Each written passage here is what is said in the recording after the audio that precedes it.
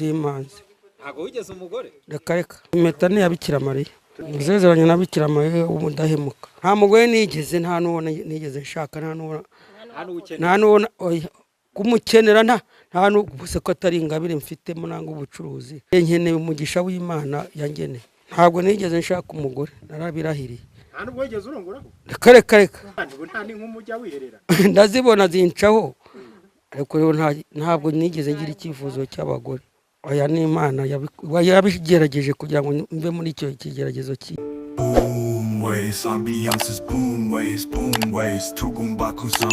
Ikaze mwese mukurikiye Boomways Amajyaruguru Amajyepfo z'Uburengerazuba ndetse n'abantu bari muri diaspora mwese, ikaze nimbarwa mbere rwose mwibuke gukora subscribe. Witwa Jess Kizo wa Mipango cyangwa mwite Gasoko Media, akaba guterana amagambo akomeye cyane n'uwitwa Jack. Ibingibi bije nyuma yo rwose witwa Jack ajya agaragaza amagambo akomeye cyane ku mukobwa wagiye witaba Imana, maze witwa Gasoko Media akagenda agaragaza yuko Jack afite ikibazo cyo mu mutwe, akaba rwose ari umusazi. Akaba agiye akoresha iyi mvugo nyuma yo rwose witwa Jack agiye yandagaza uyu mukobwa wagiye yitaba Imana, akagenda agaragaza yuko rwose ngo yagenda agahura n'abagabo benshi. Jack akimara kumva yuko Gasoko Media yagiye amwita rwose umurwayi wo mu mutwe cyangwa umwite umusazi rwose, kuri aya magambo y'uwitwa Gasoko yagiye agaragaza mu biganiro byo rwose ari kugenda anakora ubu ngubu rwose, Jack akaba ari kugenda asobanura yuko rwose uwitwa Gasoko Media nta kindi kibazo bafitanye, ngo ahubwo ari ukubera yuko bagiye bamwica kugira ngo agende amusebye. N'uwitwa Gasoko Media nawe akaba atangaza neza cyane ko rwose nta muntu wakwigira umwishyura kugira ngo avuge kuri uyu mukobwa, ngo ahubwo yagiye asesengura ibiganiro uyu mukobwa yagiye akora, kandi rwose ngo ese iki ni cyo gihe cyiza cy'uwitwa Jack yuko yaba umusesenguzi no kugira abantu inama, abantu bagiye bubaka ingo. Ibingibi akaba rwose agiye abibaza uwitwa Vionation cyangwa rwose umusobanuro neza cyane. Uyu ni umwe mu basore bari kugenda bamenyekana muri showbiz hano mu Rwanda, akaba rwose nawe yagiye ruciye akaromera akavuga yuko rwose nta kintu ashaka kugenda avuga kirenze rwose ku icyo uwitwa Jack yagiye amubwira yuko rwose nawe ngo atari umusazi.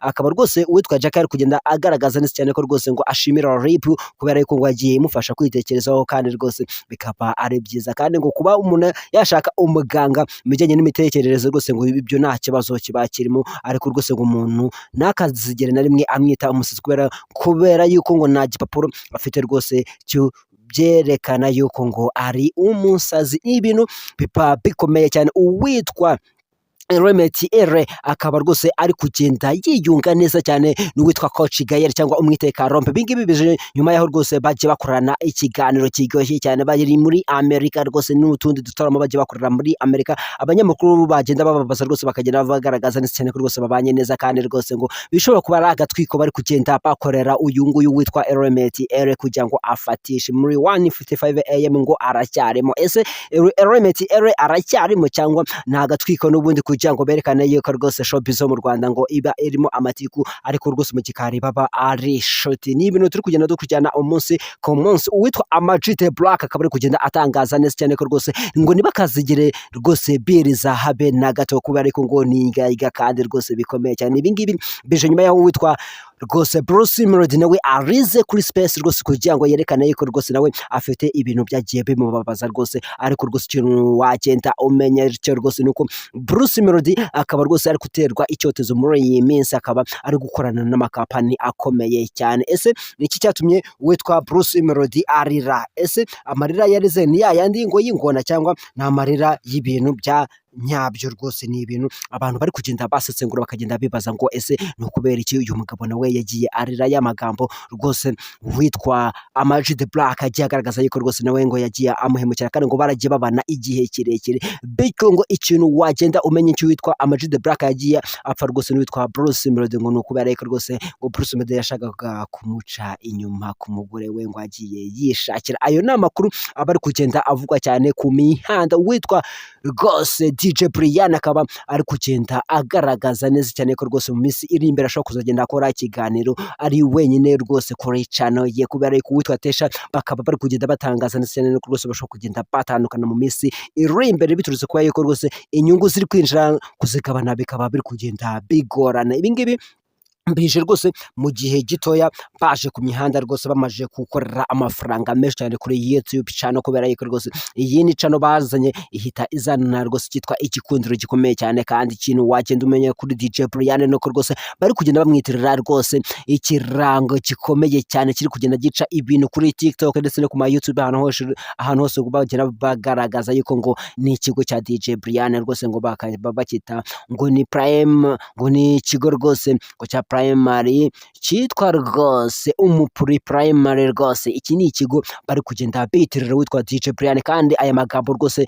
umupuri ntago yigize ayakoresha cyane kurusha uwitwa Tesha. Ese no kubera iki ushobora gukorana ikiganiro n'umuntu amagambo we yayakoresha akaba ari wowe bagenda bayitirira? Ibi ngibi rwose mu gihe cyose uba ufite fame nini kurusha uwo muntu muba muri kumwe, kandi ikindi uwo muntu muri kumwe iyo yaba afite amagambo menshi ariko ari wowe ufite igikundiro, n'ubundi amagambo yose yagenda akoresha rwose bigenda ari wowe bagenda babyitirira. Ibi ngibi rwose bije mu gihe rwose atameranye neza n'undi munyamakuru ukomeye cyane muri showbiz ya hano mu Rwanda, uwo na wundi akaba yitwa Yago de Pondati. Uyu nguyu Yago de Pondati mu by'ukuri neza cyane ko rwose akibereye i Bugande. Uyu nguyu rwose akaba ameze neza cyane rwose, akaba atuje kubera yuko rwose n'umugore we akaba yaramaje gushyika hano mu Rwanda, nawe rwose akaba yimereye neza nyuma y'uwitwa Vestira rwose akoze ubukwe bw'igitangaza rwose, akagenda anamurikiramo rwose zimwe mu ndirimbo zabo, kandi akagenda ashimisha abantu ku buryo bukomeye cyane. Abantu benshi bakaba rwose bari kugenda bibaza ngo ese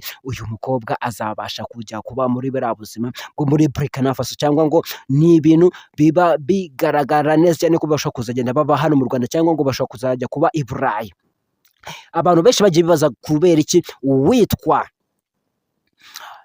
Remedy ari kugenda atwika cyane muri iyi minsi. Ibi ni ibintu rwose abantu mwe mwese tuzagenda tubahereza umunsi ku munsi, ariko iyindi nkuru twagenda tuyihuza n'ingiye ya Remedy nuko rwose uyu musore ari mwe mu bantu bagiye bagaragaza yuko rwose genda bagaragaza igikundiro cyane. Ubu akaba yitwa Regis, nawe rwose akaba ari kugenda aterana amagambo akomeye cyane n'umukobwa ukomeye cyane bijyanye na Plaque. Ubu akaba yitwa Miki. Ibi ngibi rwose bije mu gihe gitoya, bamaje igihe kirekire batandukanye, ariko ucyo wagenda umenya cyo rwose nuko mu gihe gitoya gitambutse nuko uwitwa Aga Promota yinjiye neza cyane, uwitwa Regis rwose akaba yagiye anamushyigikira ku buryo bukomeye, bakagenda banakorana n'ikiganiro ngo ariko bababajwe cyane n'amagambo witwa Regis yagiye asohora, akagenda agaragaza yuko witwa Miki ariwe muntu wafungishije nyina kubera yuko ngo nyina yacuzaga ibiyobyabwenge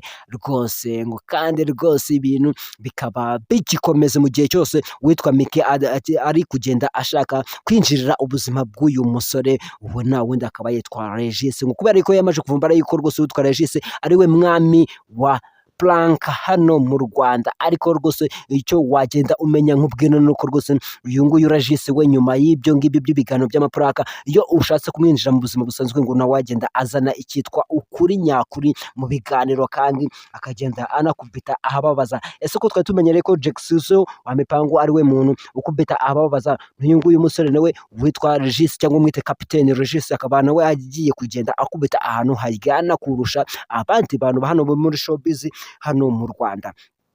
Ibi ngibi rwose baje kugenda baterana amagambo nyuma yaho rwose uwitwa Nana agiye rwose kujya kwibera hanze y'u Rwanda, kubera yuko yamaje kugenda ashwana n'uwitwa Mitsutsu. Ubu ngubu rwose Nana akaba yibereye ku mugabane w'i Burayi. Uwitwa Regis nawe akaba rwose yarahise yibonera umukunzi, nawe bari kugenda babakinanamo neza ibintu by'ibiganiro. Ubu ngubu na wundi rwose akaba yitwa Queen. Ibi ngibi yabivuze nyuma yaho rwose yagiye agaragaza yuko witwa Miki rwose yagiye yibasira witwa Queen, kandi akagenda anagaragaza yuko ngo Regis rwose ngo ntago ari umu ex, ariko na Regis nawe akaba yagiye amwibutsa yuko nawe rwose afite umuntu bagiye babyarana rwose. Ubu ngubu amakuru aba ari ku mihanda menshi nuko agaragaza yuko witwa Regis cyangwa umwite Kapiteni ashobora kuba atari mu maboko ye, kubiturutse ku magambo yagiye atangaza, kandi ngo nta gahunda afite yo kugenda ahagarika kugenda atangaza aya magambo, biturutse kuba yuko rwose mu gihe cyose witwa Miki azagenda amumenyera ngo nawe azagenda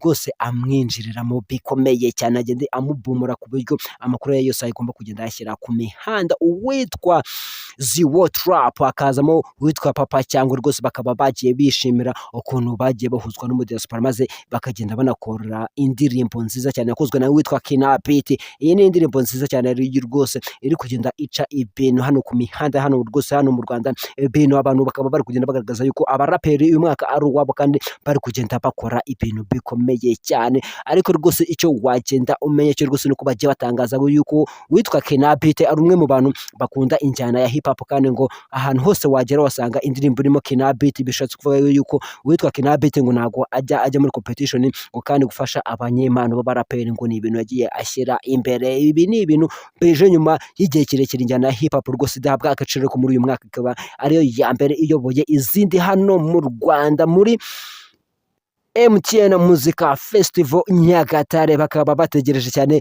ibintu bikomeye cyane. Ese niwe musani wo mu burasirazuba uzagenda uperforminga? Ni inkuru turi kugenda tugushakira y'ubwino nyabwo kugira ngo tuzagenda tumenya ngo ese nuwuhe. Menya yuko hazaperformingamo umuntu rwose umwe wo mu ntara y'uburasirazuba, ariko witwa King James akaba rwose ahishiye agaseke gakomeye cyane abafana be bari mu ntara y'uburasirazuba ngo bagomba kuzaza ari benshi, kubera yuko rwose umuziki arawufite mwiza kandi mwinshi. Witwa Riderman Riderzo nawe rwose akaba ari kugenda atangaza yuko akumbuye Nyagatare, kubera yuko rwose ngo nawe ahaheruka kera cyane. Kandi mu bantu mwese mukunze injyana hip hop, amaboko hejuru nimba nawe ukunda umuziki rwose ntuzigere na rimwe uhacikwa hano Nyagatare. Umukada akaba ari kugenda atangaza amagambo akomeye cyane yuko rwose ubu ngubu abantu mwese mukunda umuziki wo mu Rwanda rwose mugomba kuzajya mugenda rwose mubashyigikira. Uwitwa Sabe akaba rwose afite shop i Musanze ikora rwose amarange rwose, nicyo kintu wagenda umenya, kandi akanagera rwose n'indi shop yambika abantu